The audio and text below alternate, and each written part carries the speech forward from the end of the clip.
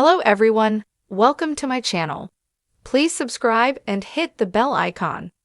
Why Elsa Dutton narrates Yellowstone's prequels, but not Kevin Costner's series? Watching the 1923 Season 2 premiere might have some Yellowstone fans wondering why Elsa Dutton, Isabel May, narrates the prequels but not Kevin Costner's series. A simple answer exists.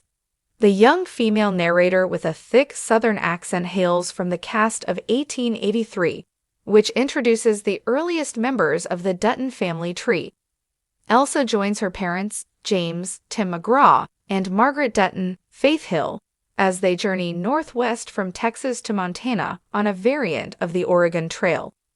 Despite her indomitable spirit, Elsa Dutton died at the end of 1883, setting up her family's next endeavor as the stewards of the largest ranch in Montana. Elsa's fate in 1883 inspired the family to settle in Montana so they could live where she died. The Dutton family's journey picks up in 1923 on the land where she was laid to rest. Elsa's recurring narration makes her immortal in the Yellowstone franchise despite her fate. Still, there's a reason Elsa doesn't recur throughout Yellowstone, as in Taylor Sheridan's prequels. Elsa Dutton doesn't narrate the original Yellowstone series mainly for logistical reasons. 1883 debuted on Paramount Plus between 2021 and 2022, years after the flagship began in 2018, so for starters, the main series predates Elsa's pivotal narration. Isabel May was cast as Elsa Dutton years after Sheridan created his flagship Yellowstone series, which relies on modern characters like Kevin Costner's John Dutton and Kelly Rayleigh as Beth to tell the story instead. 1923, the continuation of 1883, includes Elsa's narration despite the character's death. It makes sense that Elsa returns, explaining what happened to her mother and father. Elsa's narration in 1923 is organic despite her death since she continues the story she began. While it makes sense that Yellowstone couldn't include Elsa before the character existed, it's still worth considering why the flagship didn't include her narration more in later Yellowstone seasons. Considering that the modern Dutton family has forgotten Elsa's spirit, it didn't make sense to include Elsa Dutton's narration in Yellowstone until the Season 5 final. In Yellowstone's series ending, Elsa Dutton's narration tells the story of the promise that her father made. Elsa's narration talks about how her family has been forgotten by its modern characters, which makes sense since more than 100 years separate them. Elsa's absence in Yellowstone makes her return in 1923 Season 2 even better. Elsa has proximity to the 1923 characters since her brother, Spencer Dutton, Brandon Sklenar, is central to the story.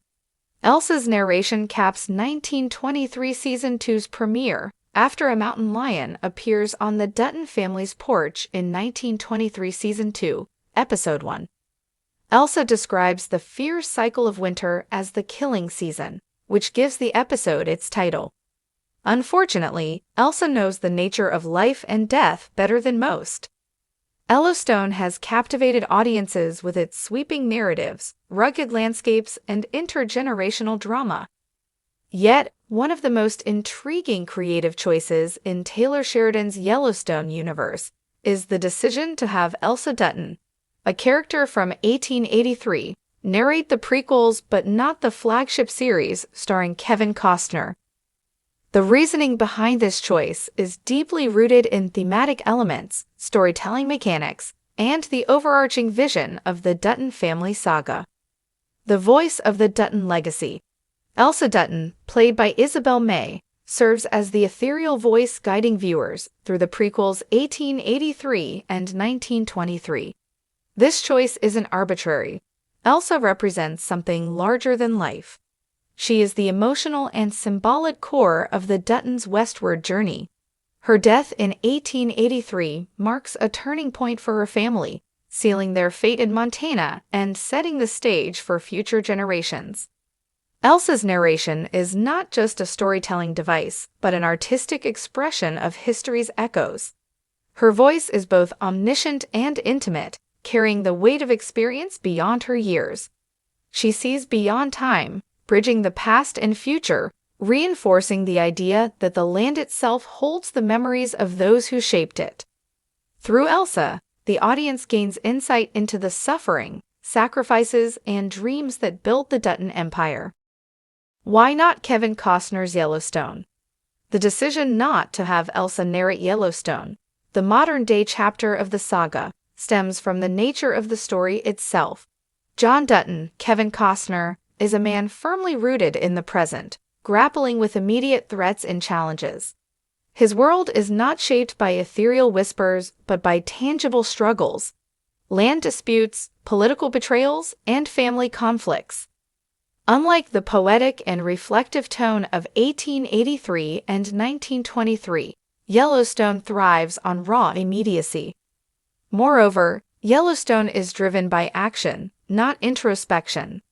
The audience experiences John Dutton's struggles firsthand, rather than through a narrated lens. A ghostly voice from the past wouldn't fit the tone of the series, which relies on gritty realism and tense confrontations, rather than poetic retrospection. Elsa as a mythological figure. Elsa's narration elevates her beyond a mere character. She becomes a mythological figure in the Dutton legacy. Her presence in the prequels suggests that her spirit lingers in the land, watching over her descendants.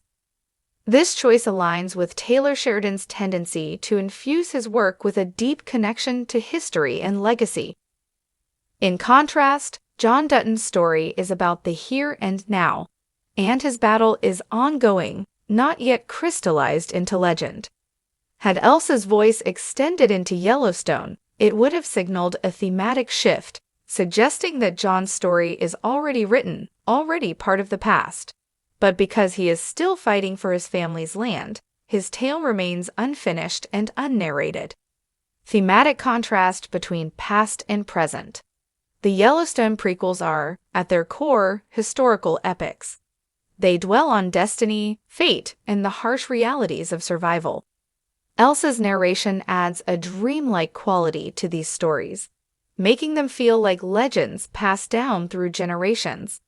Her poetic observations highlight the grandeur and brutality of the frontier, offering a perspective that blends beauty with tragedy.